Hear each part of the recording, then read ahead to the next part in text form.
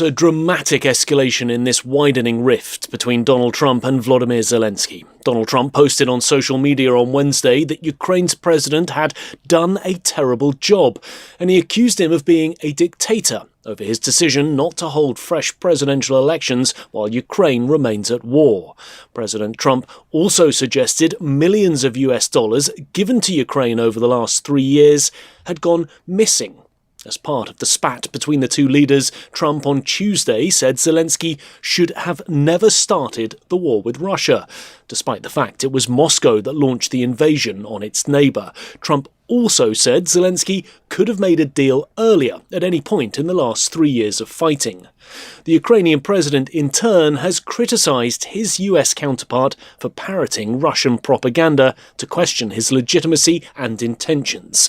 Zelenskyy on Wednesday described Donald Trump as living in a disinformation space.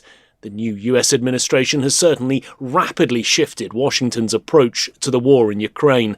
The Biden administration had tried to cold shoulder Russia by imposing sanctions and severing business and diplomatic relations, while at the same time giving billions of dollars to Ukraine in humanitarian and military support. But by contrast, the Trump administration is now ready to work with Russia. This week, top US and Russian officials met in Saudi Arabia for the start of peace negotiations.